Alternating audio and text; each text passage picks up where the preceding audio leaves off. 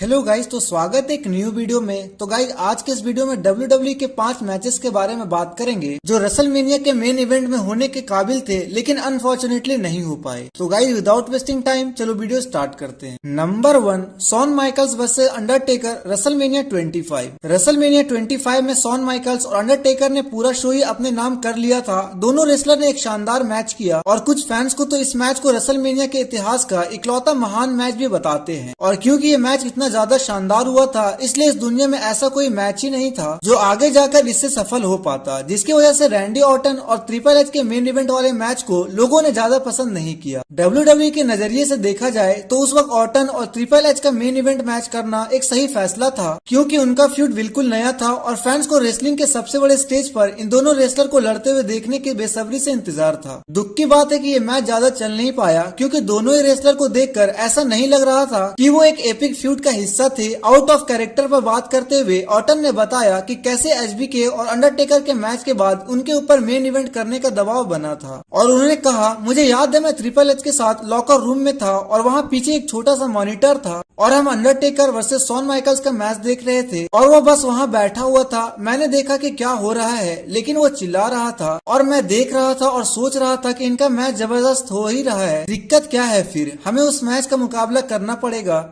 Chalk slam kick out, super kick out, tombstone kick out, सारे लोग बिल्कुल थक जाएंगे। चलो बात करते हैं number 2, triple H versus Undertaker WrestleMania 27। ऐसा बिल्कुल मुमकिन है कि रेसलमेनिया 27 के मेन इवेंट में John Cena versus the Miz का मैच सिर्फ रॉक की दखल अंदाजी की वजह से करवाया गया था। अगर द रॉक रेसलमेनिया के होस्ट के तौर पर उसमें शामिल नहीं होते तब शायद कोई दूसरा ही मैच मेन इवेंट स्लॉट में हमें देखने को मिलता और वो मैच होता triple H versus the Undertaker का शोडाउन। रेसलमेनिया 27 को अक्सर ही अब तक के सबसे खराब रेसलमेनिया इवेंट में से एक माना जाता है और इसकी एक जायज वजह भी है, लेकिन ट्रिपल एच और अंडरटेकर का मैच सच में शानदार था और इसकी वजह से ही वो शो को पूरी तरह खराब होने से बचा था। अगर उनका मैच शो के मेन इवेंट में कराया जाता तो शायद WWE फैन बेस की नजरों में इस पूरे शो की हालत सुधार जाती। चलो बात करते हैं number 3, the Rock versus Hulk Hogan WrestleMania 18। WrestleMania 18 के मेन इवेंट में 2002 के Royal Rumble winner Chris Jericho और ट्रिपल एच का मैच हुआ था। हालांकि ये सच में रेसलमेनिया के लिए एक शानदार वर्ल्ड टाइटल मैच था, लेकिन द रॉक और हल्क होगन के एक ड्रीम मैच के सामने ये मैच कुछ भी नहीं था। ये ड्रीम मैच लोगों के सभी उम्मीदों पर खरा उतरा था और जेरिको के साथ साथ बाकी कई रेसलर ने ये कहा था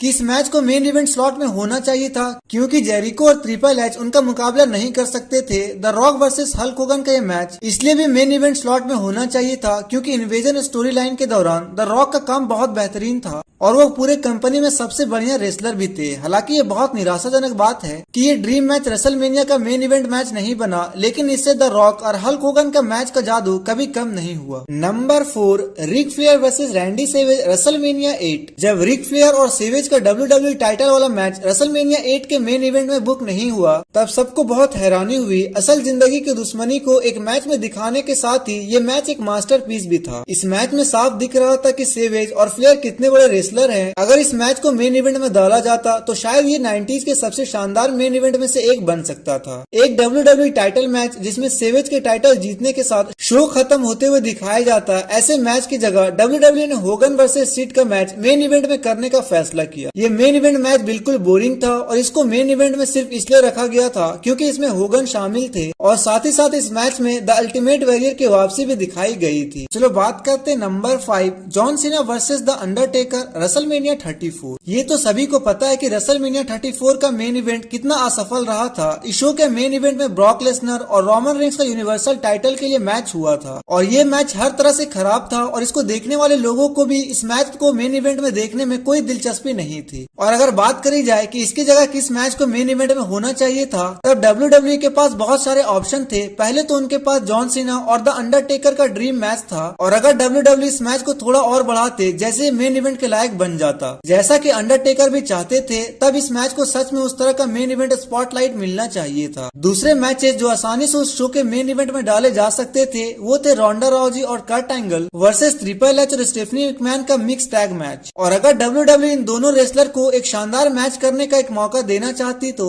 शायद एजे स्टाइल वर्सेस शिंसुके नाकामोरा का मैच भी हो सकता था।